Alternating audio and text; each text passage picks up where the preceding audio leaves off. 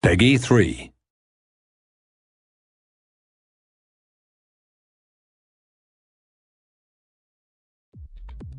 Welcome to this video on overlapping runs.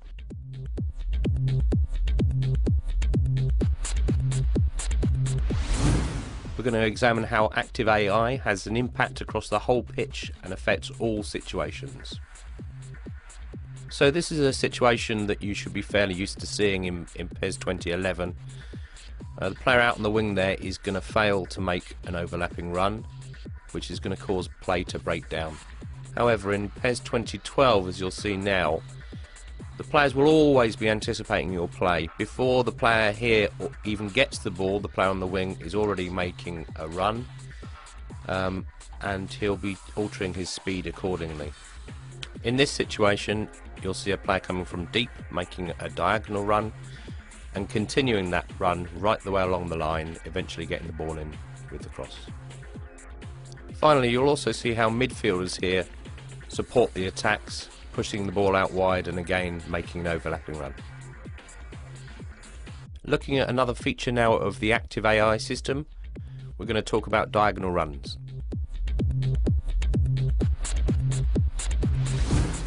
Okay, in PES 2011 we often saw this situation: a player running along the wing, failing to find the space, making a straight run and ending up in a group of players. And then when he passes it out wide, the player on the wing is going to do the same thing, ending up in a poor shooting situation. In PES 2012, by comparison, you'll see that the player makes a run here in front of the line of the defence, and that ends in a scoring situation. Here you'll see a player making a really interesting darting run between two players, again resulting with a goal. So that's the end of this demo video. Make sure you follow me on Twitter or go check out. In this video you'll see how the active AI now encourages dummy runs to provide more options and create space. Dummy runs aren't going to be made all the time. It will depend on the situation and the player's abilities. Here you'll see a player up front dragging a defender out of the way. The player behind him now has space to move into, and he gets the shot off.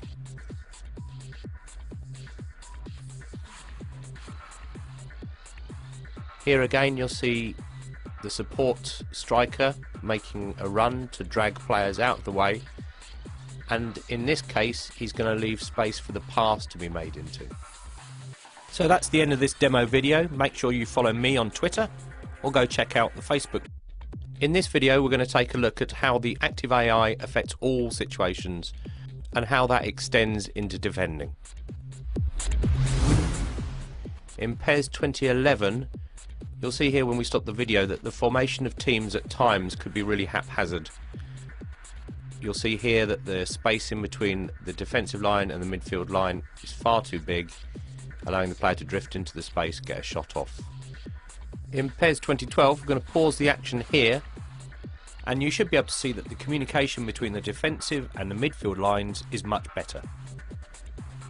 So the team generally tries to hold its shape much better, and it results in less player bunching. We've already seen how the active AI affects formations and defending. Now we're going to take a closer look at how the active AI affects individual decisions. So at the top of the screen here, circled in yellow, you'll see one player marking his man there. But then he'll spot that in midfield the danger has changed, so he'll come towards the ball, and the man at right back will now fill in for his position. In the centre of the pitch here you'll see the defensive midfielder holding up play, and then further back you'll see other players are continuing to mark the dangers, which is cutting out the possibilities. These decisions are being made right the way across the pitch all of the time, and it counteracts the new attacking possibilities that we've added into the game, so that the balance is just right. Turning our attention now to a brand new system which is called off the ball control.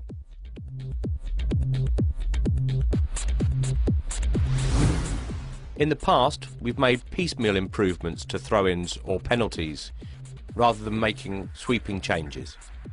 In this situation you'll see the throw-ins that are affected, but it also affects every dead ball situation that you're in. It encourages you to pick a man and try and make space. Here we're going to move on to a regular free kick.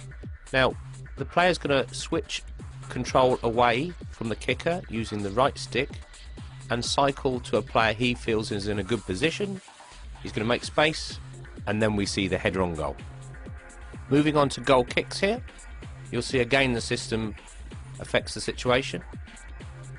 My right stick changes the player that you're controlling, and then you're calling for the ball either along the ground using the X button or in the air using the circle button.